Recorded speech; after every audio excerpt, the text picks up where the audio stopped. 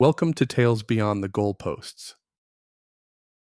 Semester 1, 1986, Episode 3. Rule 3. Don't think it'll stay quiet. Good morning, students. This is your principal, Mr. Curlee.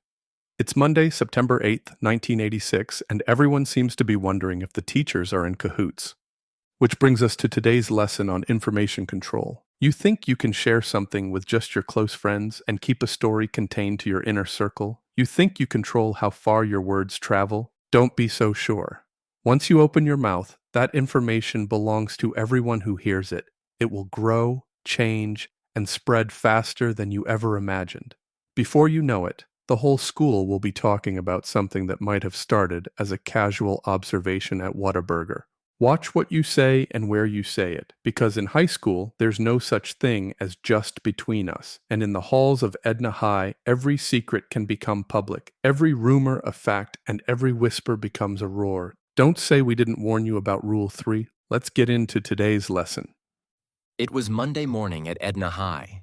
The halls buzzed with weekend stories and the rush to get to first period.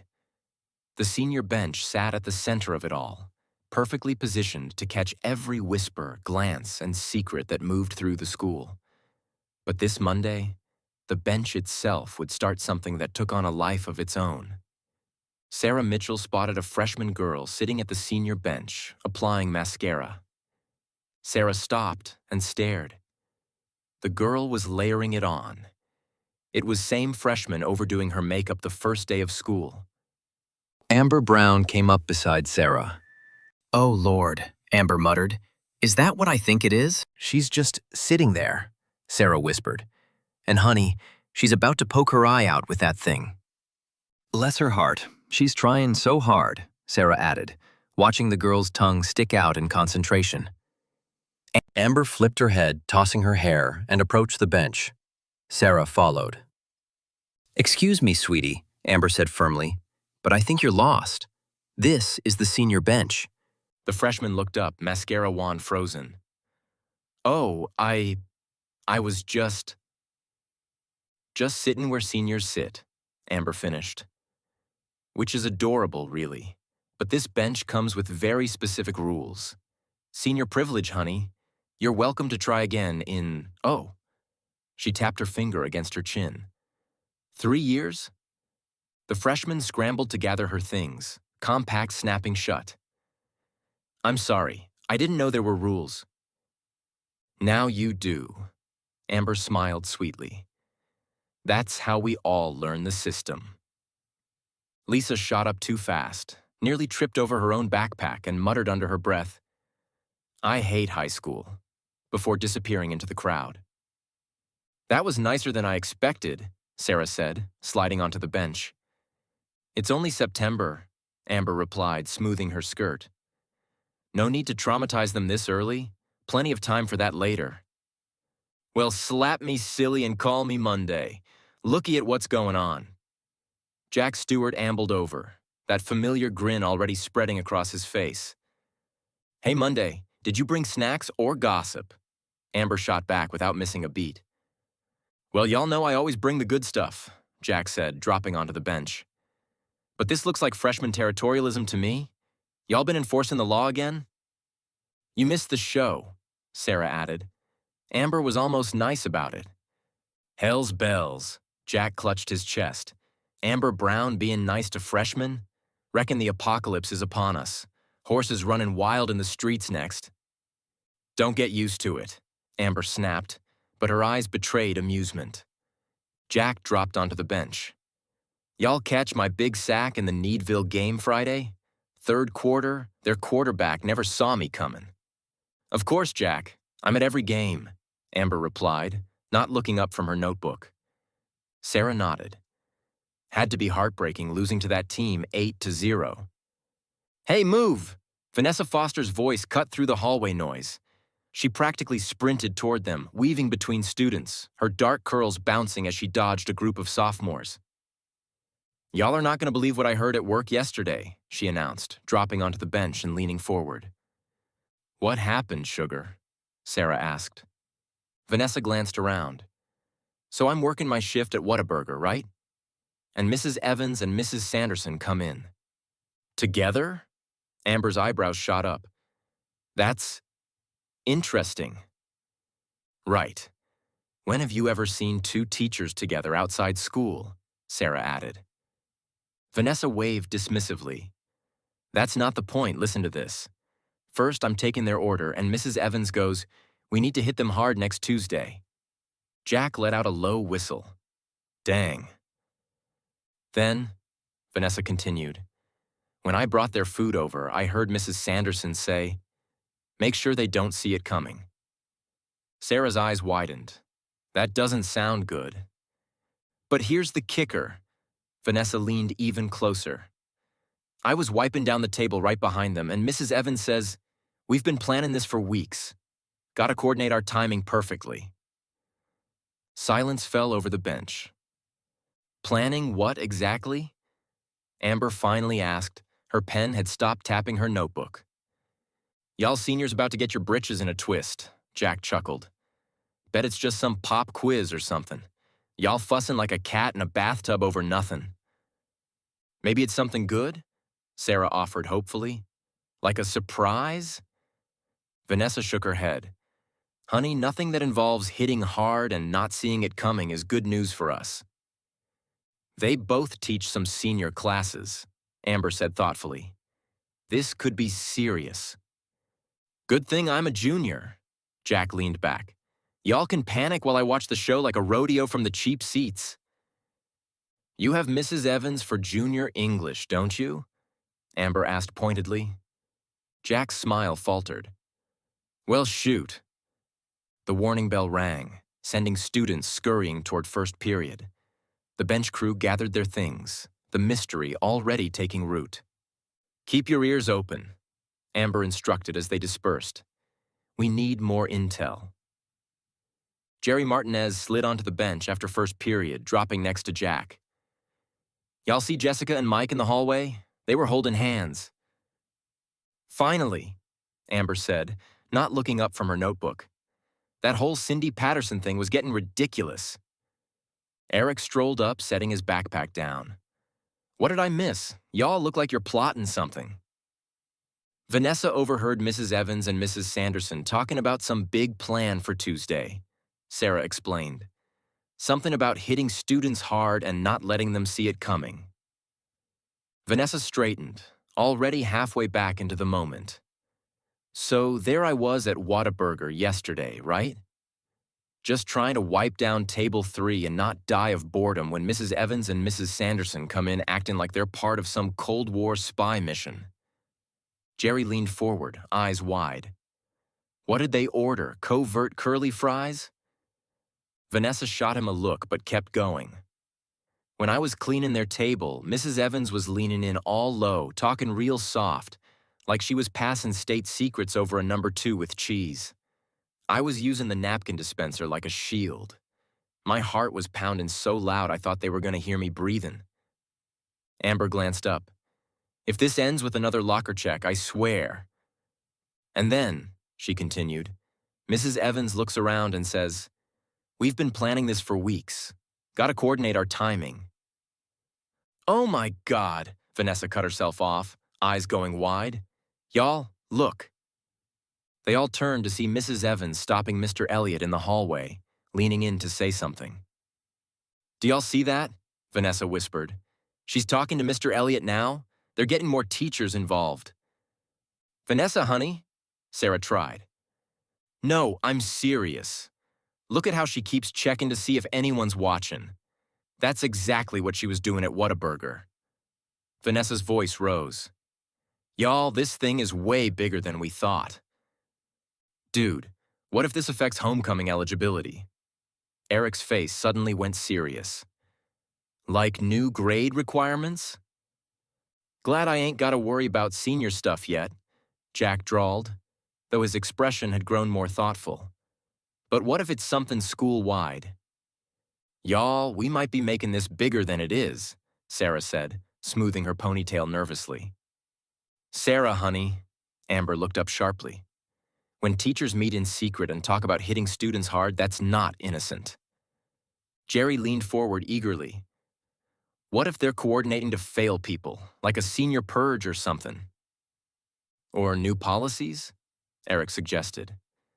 My dad said other schools are getting stricter about everything.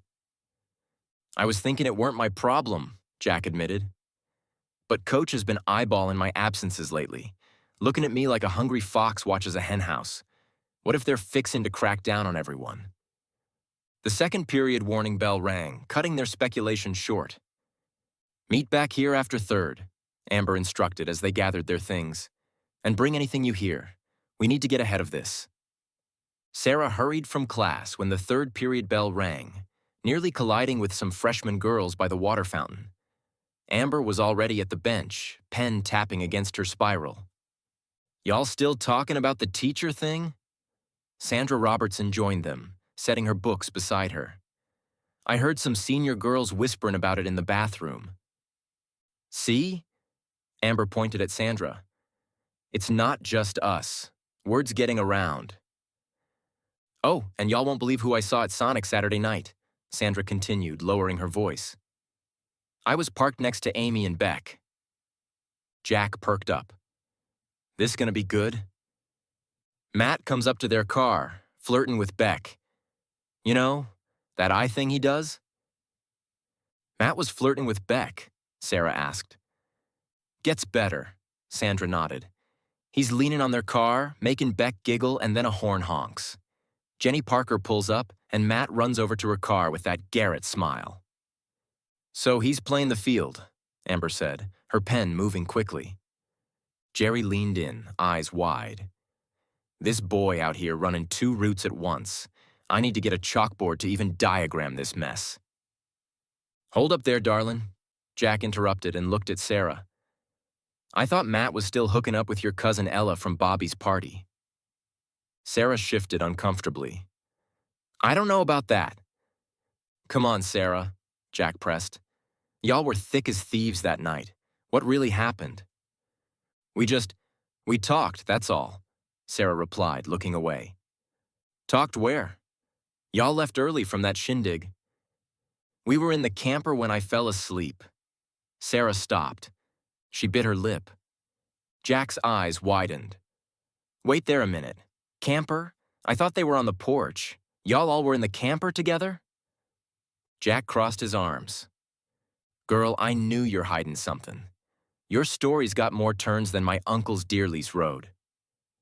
It wasn't like that, Sarah protested, her cheeks flushing pink. Jerry shook his head. I'm gonna need to start a flowchart for this boy's love life. Can we please get back to what the teachers are up to? Sarah asked, clearly flustered. That seems more important right now. Sandra leaned in again. Y'all, I'm not even joking. I heard Cheryl and them in the bathroom talking about some kind of surprise attack from the English teachers. They were freaking out like it was real. Now even the preppy girls are talking about this. Jack sat up straighter. This is getting serious. The warning bell rang. Amber stood and stretched, glancing at the nearby lockers. A girl near the lockers turned fast when she noticed Amber looking. She clutched her spiral notebook to her chest and pivoted toward her locker. Amber said. As they gathered their things, Jack nudged Sarah. This other stuff ain't over, darlin', he whispered. That Matt story's got more holes than my daddy's work boots. After lunch, others were already at the bench when Sarah arrived. Amber and Eric were deep in conversation. Jack dropped onto the bench moments later. Oh shoot, incoming y'all, looky there. Jack pointed in opposite directions. The group turned to see Jessica walking from the east hallway while Cindy approached from the west. All right, folks, we got ourselves a situation developing, Jack said in a low announcer voice. Jessica Morrison coming in hot from the senior lockers, looking determined. Meanwhile, Cindy Patterson's got the angle from the sophomore hall, but she don't see what's coming. Jack, what are you... Sarah started. Hold on now, darling, this is getting good. Jessica's got her head up, she's scanning the area. Oh, wait, Cindy just spotted her. She's changing direction. This could be a fumble, folks. Amber rolled her eyes, but was clearly enjoying the show. You're ridiculous, And here comes Mike Stevens down the middle. Jack continued, gesturing toward the approaching figure. He's making a beeline right into the danger zone. Does he see what's happening? I don't think he sees what's happening. This is like watching a train wreck, Eric muttered, but he was grinning. Jessica's stopping at her locker now. She's buying time. Cindy's got her back turned, pretending to look at something real important on the bulletin board. And Mike. Oh boy, Mike's walking right into the middle of it like a lamb to slaughter. Jack Stewart, you are awful, Sarah laughed despite herself. Final approach, folks. Jessica's closing her locker, Cindy's turning around, and Mike just walked right past both of them to get a drink of water. Anticlimactic ending to what could have been the social collision of the century. Randall Hayes slid onto the edge of the bench, leather jacket creaking. Y'all hear about those teachers planning something for Tuesday? Amber didn't even look up. Randall, sweetie, that's old news. He blinked. What? Sean told me his girlfriend's freaking out about it. Jerry snorted. Dude, we've heard it from 6 different sources, 3 bathrooms, and Whataburger. Randall zipped his jacket halfway down, then zipped it back up. Yeah, well, I heard some other stuff too. Real serious stuff. Jack perked up. Like what? Randall paused, clearly scrambling. Like, they might be coordinating with other schools? The bench went quiet. Randall, Amber said slowly, you just made that up, didn't you? Maybe. Another student from the other bench leaned back. Y'all talking about what Sanderson and Evans are planning? I heard it's some kind of test or something. How did this get so big so fast? Amber whispered as the students walked away. Dude, everyone's talking about it, Eric said. Some guys were even discussing it out in ag. Well, I'll be.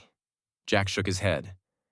We done started something we can't stop, like that bull that got loose at the county fair last year. Remember that? Knocked over 3 booths before they corralled that beast. This is exactly what I was worried about, Sarah sighed. Ain't just y'all seniors who'll be facing this one, Jack said, suddenly serious. This Tuesday thing's got everyone buzzing now. Vanessa hurried up to them, her eyes wide. Y'all, I just heard some sophomores talking about what's going on. This thing's spreading faster than mono after homecoming. Jerry joined them, practically bouncing. Y'all know Carrie Williams's locker is right outside Mrs. Evans' classroom? She said she heard her and the librarian, Mrs. Cooper, talking about a plan for Tuesday between classes. This is getting crazy, Eric muttered. Y'all know what happens when we find out something, Amber said, tapping her pen against her notebook. It never stays here. Don't think for a second it'll ever stay quiet, Sarah added with a sigh. Reckon we learned that lesson the hard way, Jack nodded. Question is, what do we do now? Eric asked. They all looked at each other, nobody volunteering an answer. What if we're totally wrong about this whole thing? Vanessa asked, her usual confidence gone. Too late for that now, honey, Amber replied. You're the one that started it, and now the whole school's watching to see what happens tomorrow. Sarah looked around at groups of students huddled in conversation. What if we just ruined 2 teachers over nothing? Then I reckon we got ourselves a proper mess, Jack said, unusually serious. The bell rang. Students streamed toward the doors while the bench crew stayed put. Next time, Eric said, maybe we verify before we amplify? Where's the fun in that? Jack grinned, eyes serious. Though I reckon I should have kept my junior nose out of y'all's senior business. Now I'm caught up in your mess faster than a cow pie attracts flies. You're the one who helped spread it, Amber pointed out. Fair enough, Jack shrugged. Guess we're all in the same boat now, or same cow pasture, depending on how you look at it. Amber shook her finger.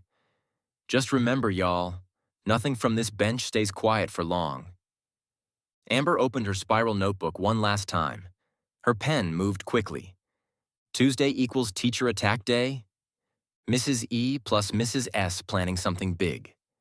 Jessica plus Mike back together checkmark. Matt plus Beck at Sonic. Matt plus Jenny P. Sarah's cousin plus Matt.